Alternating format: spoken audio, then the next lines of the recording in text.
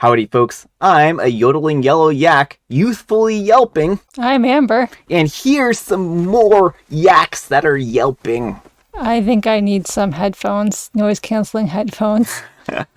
What kind of sound do yaks make? I don't really know. I don't know either, but if there's a bunch of them and they're yelping, I'm a little bit afraid. Yeah, let's get started. All right, folks, our first letter on this Saturday morning special is titled, Am I a jerk for calling a woman a psycho for leaving a Bluetooth tracker in my car after our first solo date? No. Maybe you could have phrased that slightly differently, but no. I'm a 42-year-old and my wife passed away 2 years ago. We had been together since 1999. I was broken for a while and probably clinically depressed. I never sought treatment or anything, I just was not okay. I have recently decided that I'm done being alone, so I asked my friends and family if they knew anyone that might be interested in getting to know me. I have never used online dating, and I only had one girlfriend before I met my wife. I'm not exactly an expert on how to date. My friend's wife said that she knew a nice woman, and I agreed to go on a double date with them and her. I thought that it went well, and I said that I would like to see her again. We agreed to go for dinner and see Anastasia. I picked her up at her apartment, and once again, I had a nice time. There weren't any fireworks or anything, but I was comfortable with her, and she is physically attractive. I dropped her back home afterwards and went over to see my sister.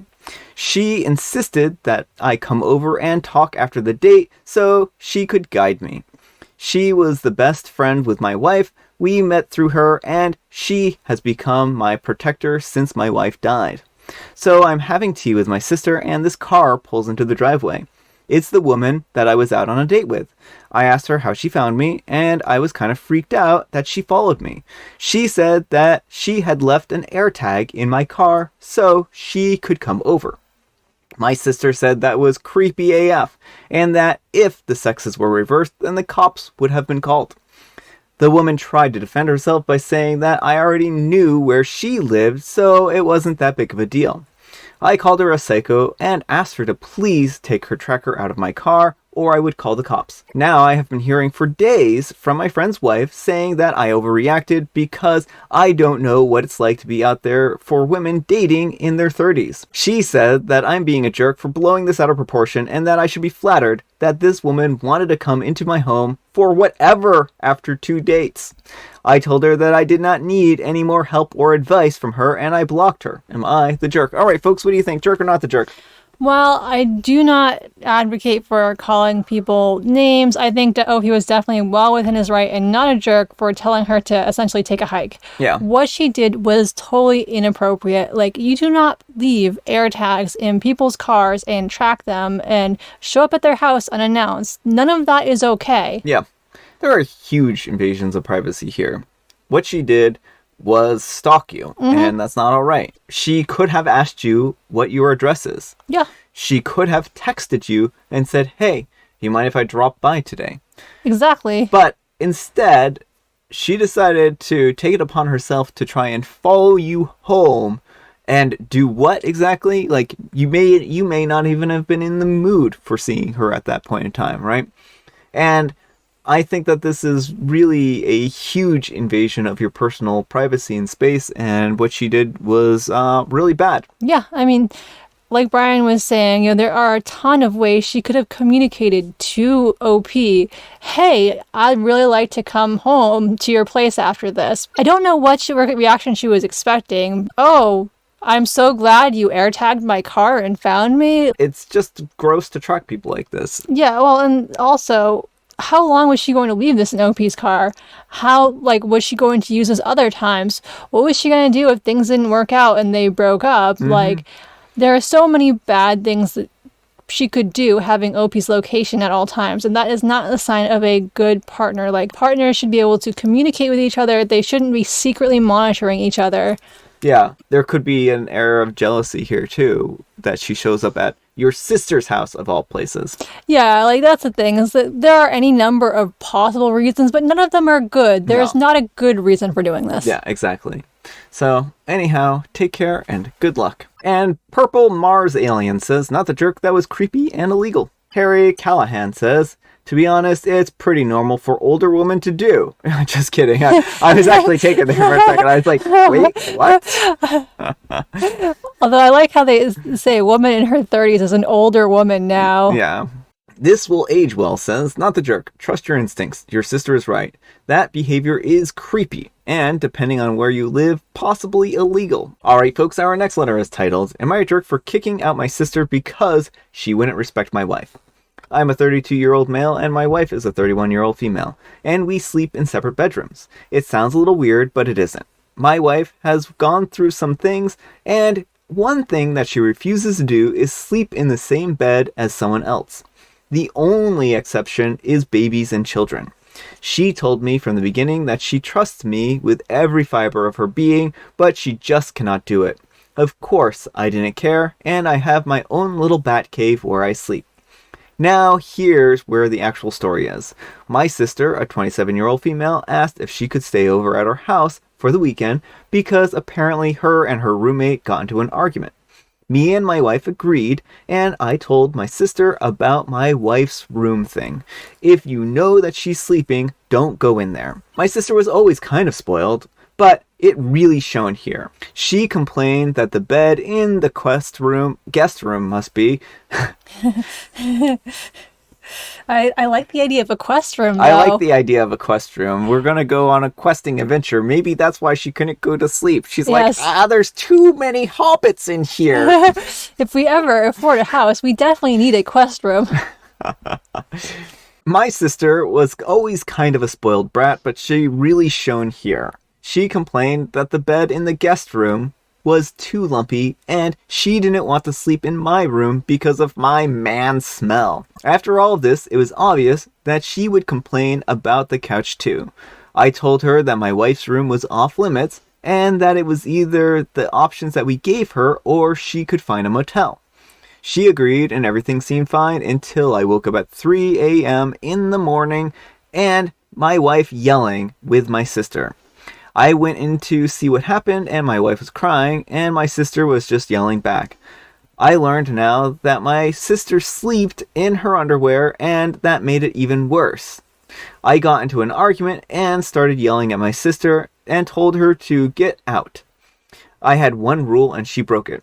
Her last statement was calling my wife a crybaby. My wife told me that my sister was trying to sleep in her room, possibly trying to kick her out. After that, I got a text message and a call from my parents saying that I was a horrible brother for kicking her out like that, and agreeing with her, saying that my wife was just a crybaby and that she should just get over it. Of course, I didn't listen to it, but my wife came to me and started talking about how I could have handled it better, and how she got texts from my mother saying the same. She said later the same day that she was happy that I protected her. Still, I don't know why she said that, but it was probably my mother. This is really to ask if I should just apologize and get my parents off my butt. Am I the jerk? All right, folks, what do you think? Jerk or not the jerk? Not the jerk. It is so important that you stand up for your wife here. What your sister did is horrible. Like, for someone with trauma to intentionally do something to re-traumatize them. Yeah.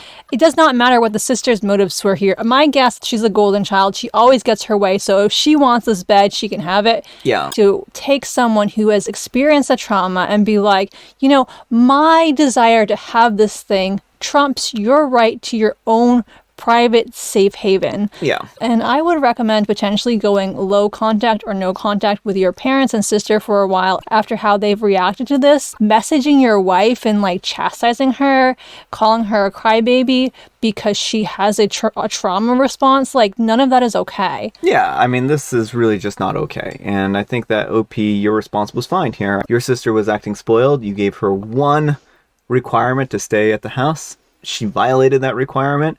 And generally, when people break rules in people's houses, they're not welcome to be guests there anymore. The important thing is ensuring your wife's safety. And if your sister has shown that she's a threat, Yeah. you know, I mean, because it doesn't matter if your sister wasn't doing anything quote unquote nefarious. She did something that's traumatizing, and that's a terrible thing to do. She is now a threat to your wife. Well, and that's exactly kind of where I'm going with this. And that, you know, you aren't required to have someone in your house who's going to violate the rules, is going to traumatize your wife. And that's just not okay. It really isn't. And this, again, is you and your wife's house. You two get to make the rules.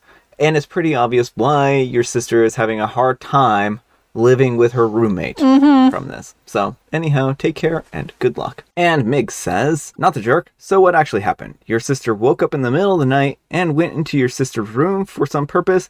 Did she wake and want company? Was she intending to sleep in the wife's bed? Did she get lost looking for your bathroom? You haven't actually told us what happened.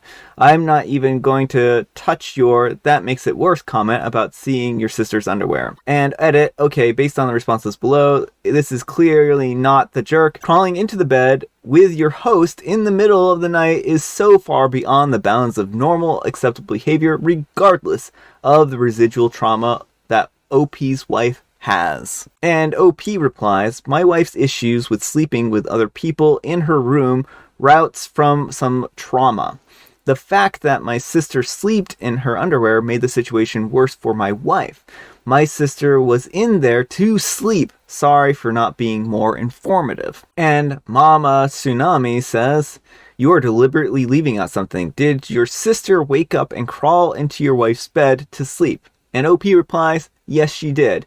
That's what my wife told me. All right, folks, it is tea time. Grab your beverages of choice. I've got a beverage of choice here that happens to be tea because I'm recording again Friday night. And Amber allegedly has a joke. You bring me for dinner, but never eat me. What am I? A guest. I mean, that would work too. I mean, if you're always bringing guests to dinner and you eat them, that would be kind of not a good thing. Cannibalism? Yeah, that would be cannibalism for one. I would say if you bring me to dinner but you never eat me, it would be yourself. You can bring yourself to dinner and never eat yourself. But you bring me for dinner. Oh, bring me for dinner. Well, you know, what else I bring for dinner often?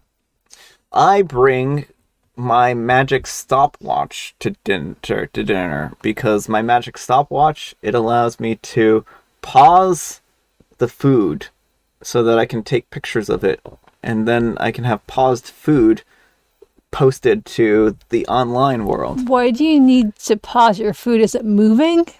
No, I just like to pause time in order to take pictures of the food. So it doesn't get cold. Well, no, I mean, it gets cold anyways with the watch. Oh, well then what does it actually do? I mean, it stops time so I can take pictures of my food. All right, well, the answer was a knife and fork. I mean, there are plenty of other acceptable answers here, but... Like my watch, my magic stopwatch. It sounds just like a regular stopwatch if it's not even keeping your food warm. And I have Earl Grey. I'm just being ridiculous, folks. I do not have a magic stopwatch that stops time. I have a normal stopwatch that doesn't stop time. Which Brian does not generally bring to dinner. Yeah, but it's part of my quest room. It should be. Yeah, it should be. It's part of the quest room because part of the quest is involving a time component. Yeah, it makes sense that part of the time it would be like, well, especially if you have a guest over, they're only going to be there so much time, so you need an allotted time for the quest room. Exactly. All right, folks, that's all the time we have for this Saturday morning special. I hope it was special for you because it was special for me. Amber, we need some kind of moral guidance, and please have it a quest that might be in a quest room. If you find me in your car, you should start running very far. What am I? Was that the quest? That would be the prompt, and then the person has to look around the room and find something that you wouldn't want to find in your car. It would be an air tracker. Why do you have an air tracker in our quest room? Don't have an air tracker in your quest room either. Thanks so much for watching, and we will see you all tomorrow. You could have a picture of an air tracker. It doesn't have to be the real deal. Oh, I see. Okay, that makes sense. Bye. Tell me what you folks think a quest room is, because there could be all kinds of really great ideas here. I like an idea. I've never thought about having a quest room before, but now I want a quest room. Okay, and we need the bookshelves, with the prop bookshelves where you pull out on a book and it opens. I just imagine there being little secret passageways, and there's some kind of puzzle people have to put together. I'm way too into this, so we'll get back to the story.